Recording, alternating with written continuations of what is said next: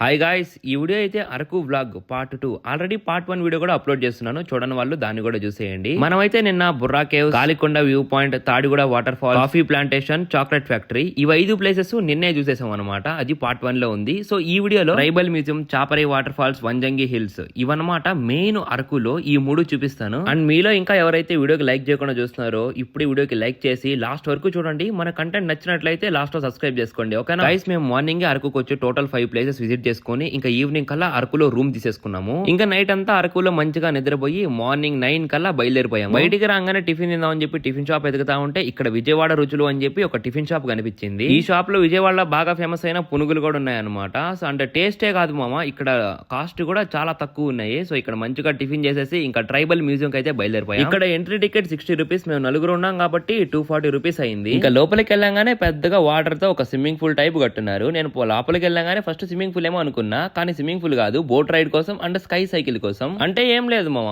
ఒక తాడు కట్టి ఆ తాడు మీద సైక్లింగ్ చేస్తారు. ఇక్కడ చూడండి అరకులో ఏమేం ప్లేసులు విజిట్ చేయాలో ప్రతి ఒక్కటి జోన్ 1, జోన్ 2, జోన్ 3 అని చెప్పేసి ఫుల్ మ్యాప్ అంతా ఇక్కడ వేసేస్తున్నారు. జోన్ 1 అయితే బుర్రా కేవ్స్ అని చెప్పి బుర్రా కేవ్స్ లో ఉన్న ప్లేస్లన్నీ వేస్తున్నారు అనమాట. ఇక్కడ చూడండి జోన్ 2 అరకు జోన్ అనమాట. అరకులో ఉన్న మనం చూడాల్సిన టూరిజం డెస్టినేషన్ అని చెప్పి అక్కడ లిస్ట్ ఉంది. కొంచెం ముందుకు రాగానే ఇక్కడ జోన్ 3 పాడేరు జోన్ అనమాట. ఇక్కడ పాడేరు ఆ దగ్గరలో ఉన్న మొత్తం మనం చూడాల్సిన ప్లేసెస్ అన్ని ఉన్నాయి. ఇక్కడ చూడండి పెడల్ బోటింగ్ అంట. నేను చెప్పాను కదా బోట్ రైడింగ్ అని చెప్పి, అది మనం సైకిల్ తొక్కినట్టు తొక్కుతా ఉంటే అది ముందరికి వెళ్తా ఉంటది. ఒక మంచి ఎక్స్పీరియన్స్ అని చెప్పొచ్చు. కొంచెం ముందరికి రాగానే ఆదివాసీస్ అందరూ నించోని డాన్స్ చేస్తా ఉన్నారు ఒక్కొక్క స్టైల్లో. ఇక్కడ చూసుకున్నట్లయితే types of demo dances and time of performance అంట. చోటీ డాన్స్ దివాళీ రోజు అండ్ ఇంకా సంక్రాంతికి అంటే ఏ డాన్స్ ఏ ఫెస్టివల్ కి వేస్తారని చెప్పి ఆ బోర్డు లో మెన్షన్ చేస్తున్నారు. ఈ ట్రైబల్ మ్యూజియం లో ఫోటోస్ వీడియోస్ తీసుకోవడానికి చాలా మంచి లొకేషన్స్ ఉన్నాయి. కానీ మనం ఇంకా మ్యూజియం లోపలికి వెళ్ళలేదు. అదిగోండి అక్కడ దూరంగా కనిపిస్తుంది చూసారా, అదే మెయిన్ మ్యూజియం. ఇదిగోండి ఇక్కడికైతే వచ్చేసాం. స్టార్టింగ్ లోనే ఎంట్రీ అని ఉంది, అక్కడ లోపలికి వెళ్ళాలి. సో లోపలికి వెళ్తే ఒక్కొక్క చోట ట్రైబల్స్ అందరూ ఏం చేసే వాళ్ళ జీవన విధానం అంతా క్లియర్ గా ఉంటది. ఫస్ట్ పిక్చర్ లో ఆయుధాలు ఎలా తయారు చేస్తున్నారో చూపిస్తున్నారు అనమాట. దాని పక్కన సెకండ్ పిక్చర్ లో చూసుకున్నట్లయితే ఎలా వేటాడాలి హంటింగ్ గురించి చూపిస్తున్నారు. అండ్ చుట్టూరు పోస్టర్లు వేస్తున్నారు. మధ్యలో ఒక గుడి లాగా ఉంది. ఇది ఆదివాసీస్ పూజించే దేవాలయం అంట. అదిగోండి వాళ్ళ దేవుళ్ళు అక్కడ ఉండే వాళ్ళు.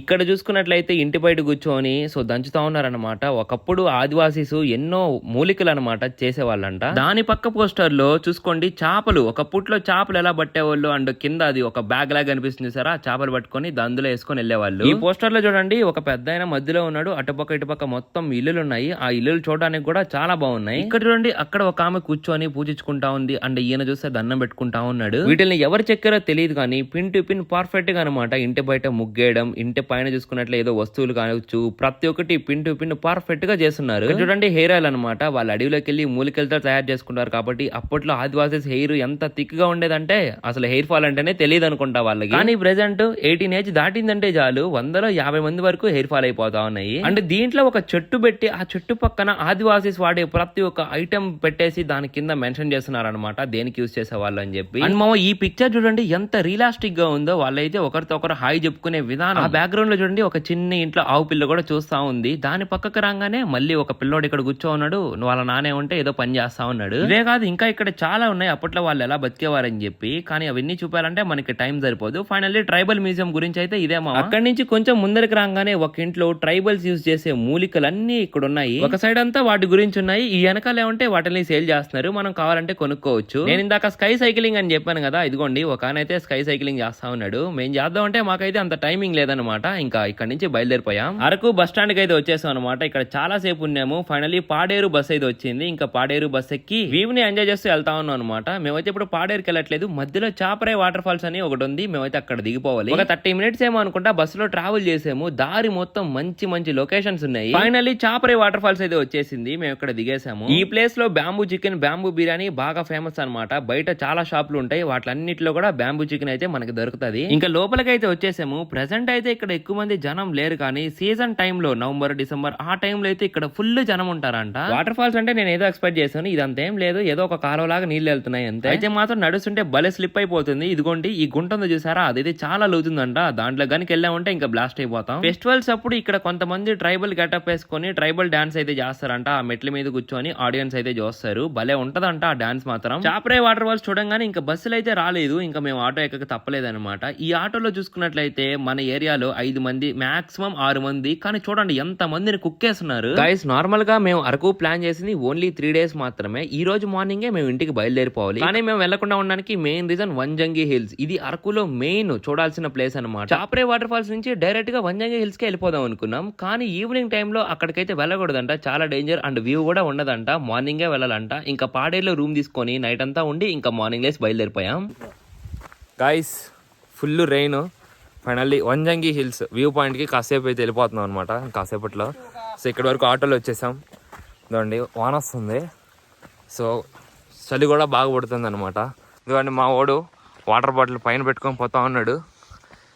ఇక్కడ మంచి ఇదంటే చాలామంది ఉంటారు అనుకున్నాం, కానీ మేము తప్ప ఎవరు లేరు ఇక్కడ. ఒక 4 kilometers వరకు నడిచిన తర్వాత ఒక లొకేషన్కి వచ్చినాము. ఇక్కడికి కార్లో వచ్చేసి ఇంకొక గ్యాంగ్ కూడా వచ్చినారనమాట. వాళ్ళైతే ఇక్కడే కాసేపు చూసుకొని వాళ్ళైతే ఇక్కడ నుంచి వెళ్ళిపోయారు. మేమైతే చాలా హైట్ లో ఉన్నాము. కింద మొత్తం ఏం కనిపించలేదు, మొత్తం మంచు కనిపిస్తా ఉంది. మా వాడైతే ఇక్కడ షారుఖ్ ఖాన్ పోజిస్తా ఉన్నాడు. ఇక్కడ ఫుల్ మంచు అండ్ వాన పడతా ఉంది. మేము చలి కొనికిపోతా ఉంటే ఒకన్నా దేవుళ్లాగా టీ ఎత్తుకొచ్చాడు. ఈ క్లైమేట్ లో ఈ వ్యూ ను చూస్తూ చాయ్ తాగుతుంటే ఆ ఫీల్ మాత్రం హెవీ ఉంది మామ, నిజంగా చెప్తున్నాను. ఆ అన్నని అడిగాము లొకేషన్ ఇదానా అంటే ఇది జస్ట్ బిగినింగ్ మాత్రమే, ఇక్కడ నుంచి చాలా దూరం వెళ్ళాలి, ఇంకా మంచి మంచి లొకేషన్స్ ఉంటాయని చెప్పాడు. ఇక్కడ చూడండి మామ, వేరే వాళ్ళు ఆటోలో వెళ్తా ఉన్నారు. మా దగ్గర ఆయన 800 తీసుకొని మమ్మల్ని మధ్యలోనే దింపేసి అక్కడి నుంచి ఆటో వెళ్దని చెప్పి వెళ్ళిపోయాడు. మాకు ఇంకా తెలియక సర్లే అన్న అని చెప్పేసాము. ఈ అరకులో ఆటో వాళ్ళ స్కామ్స్ మాత్రం మామూలుగా ఉండవు. ఇంకో 3 kilometers ముందుకు నడవగానే దట్టమైన చెట్లు అండ్ వాన కూడా పెద్దదైపోయింది.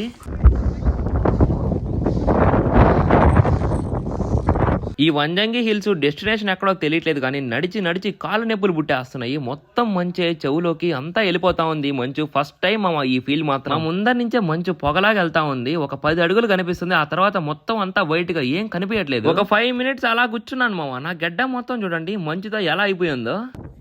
ఫైనల్ వ్యూ గైస్ ఇది వంజంగి హిల్స్. ఆఫ్టర్ చాలా దూరం వచ్చిన తర్వాత పైన అయితే ఇట్లుంది అనమాట. ఫుల్ మంచు పొగ ఎట్లాగ వెళ్తుంది అట్లా వెళ్తుంది మంచు అయితే చూసుకోవచ్చు. సో హెవీ లొకేషన్ అనమాట, వర్త్. సో ఇక్కడికి రండి, ఫుల్ ఎంజాయ్ ఉంటుంది, మంచి ఎక్స్పీరియన్స్. సో ట్రెక్కింగ్ మాత్రం హైలైట్ అంతే. సో మనం అడవిలో నుంచి నడిచి రావాల్సి వస్తుంది.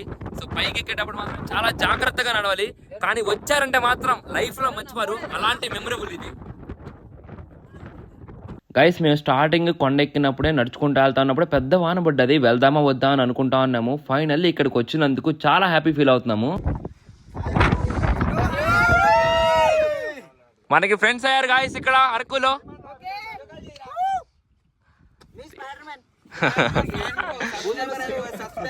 Okay bro, thank you bro. అదే బ్రో, వర్త్. గైస్ ఫైనల్లీ ఈ ప్లేస్ కూడా చూసేసాము. అరకుకి ఎవరు వచ్చినా ఏ ప్లేస్ మిస్ చేసినా వంజంగి హిల్స్ మాత్రం మిస్ చేసుకోవద్దు. లైఫ్ టైం గుర్తుండిపోద్ది, మంచి ఎక్స్పీరియన్స్. ఆ ఫీల్ అయితే నేను మాటల్లో చెప్పలేను, నాకైతే మళ్ళీ వెళ్ళాలనిపిస్తుంది. సో ఇంతటితో అరకు ట్రిప్ అయితే కంప్లీట్ అయిపోయింది. ఇంకా వంజంగి హిల్స్ చూడంగానే బయలుదేరిపోయాము. వచ్చేటప్పుడు ట్రైన్ లో వచ్చాం, కానీ వెళ్ళేటప్పుడు ట్రైన్ టికెట్స్ అయితే దొరకలేదు. ఇంకా వైజాగ్ వరకు ఆర్టీసీ బస్సులో వచ్చేసి వైజాగ్ లో ప్రైవేట్ బస్ అయితే బుక్ చేసుకున్నాము. ప్రైవేట్ బస్ లో నలుగురికి కలిసి 2400 పడ్డదనమాట. ఇంకా డైరెక్ట్ వైజాగ్ నుంచి నెల్లూరుకి ఒకటే బస్సులో వెళ్ళిపోయాము. ఈ ట్రిప్ కి పర్ పర్సన్ కి 5K అనుకున్నాము. మేము 9 వచ్చాము. మినిమం ఒక 6000 వరకు అయి ఉంటది ఒక మనిషికి, కానీ చాలా ఎంజాయ్ చేసాము. అండ్ మీకు మన వ్లాగ్ నచ్చినట్లయితే ఇప్పుడే మన ఛానల్ ని సబ్స్క్రైబ్ చేసుకోండి, ఇలాంటి వ్లాగ్స్ మరెన్నో పెడతాను. ఇంకా లాస్ట్ వరకు చూసిన ప్రతి ఒక్కరికి thank you so much for watching. ఇంకా నెక్స్ట్ వీడియోలో కలుసుకుందాం. బై.